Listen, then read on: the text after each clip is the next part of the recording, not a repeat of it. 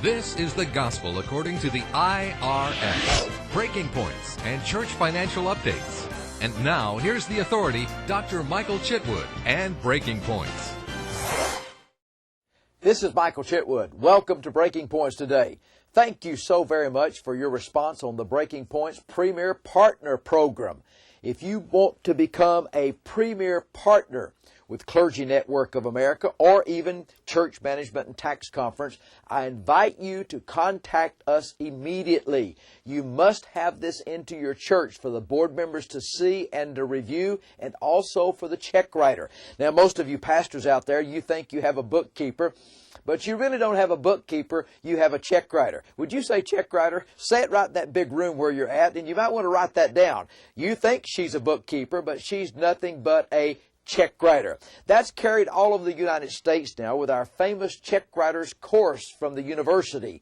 I would hope that if you do not have the check writers university course, that you would require that each board member as a group and each check writer that you have go through the Check Writers University course. It's fabulous for all of you Premier Partners. I'm going to give that to you at a huge savings. So please contact us if you would like more information about the Check Writers University course. It's fabulous. And I found this out. Knowledge is power, and power is knowledge. Remember, it's not what you know that will hurt you. It's what you don't know. Grab your pad and pen and let's get started if we can.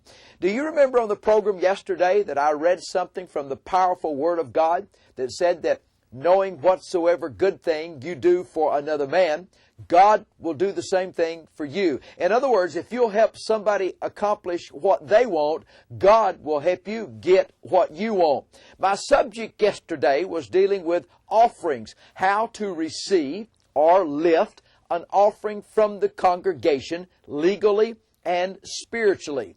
I believe with all of my heart that you need to teach your people more about money. The Word of God talks about money. Money is not a bad thing. Money is throughout this Bible. You have to have money to run your ministry. You have to have money to run the church. A lot of people think that when you start speaking and teaching and preaching about money, they'll always say this, well, all that preacher wants is my money.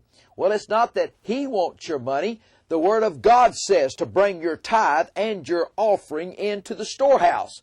It's not the preacher that's telling you this. This is the Word of God that's speaking to you. So if you're going to be upset or rebel against something, you're rebelling against the Word of God. So the reason why that I brought that to your attention again today is so that you would understand that when you're collecting, receiving, or lifting an offering with tithe and offerings from the congregation, at the bottom of that, number one, I want you to write this down. This offering, this board of directors, we sincerely appreciate your offering.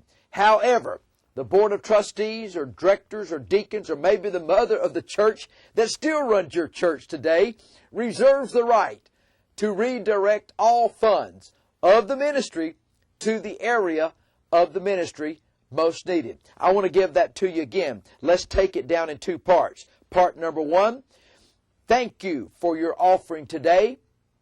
However, the board of directors reserves the right to redirect all funds to the area of the ministry most needed. That's a disclaimer. Put that down for part two. That's a disclaimer. So we have this disclaimer on the bottom of the envelope. So we know that we can't have just one person taking the money home, counting it on her dining room table. That's against the law. You can't do that. You have to have and you need to have at least 3 people to count that money. Can those people be related parties? No, they shouldn't be. Can the pastor be a counter? No, he cannot be. So the reason why that all offerings, tithe and offerings, mission, building, every offering that comes in from the church to the church must be placed in an offering envelope is because I want them to see something. What do you think that I might want them to see? Write this down. I want them to see the disclaimer. If everyone sees that disclaimer on there, your chances of being sued are going to be tremendously diminished. Now, I'm not trying to be quotidian about this. on a program that we had yesterday. What I'm trying to do is to show you that in this process that you are able to take a legal offering and a spiritual offering. Now the last point, please make a note of this. You know that you must keep your offering envelopes for 7 years, because your offering envelope is a source document. It's an audit trail. It's a paper trail. And the new IRS breaking points simply say this, that if you're not complying with all of the laws of the land under the Corporate Responsibility Act, signed by and promoted by Sarbanes and Oxley, then you could find yourself in the same position as some of these corporate scandals.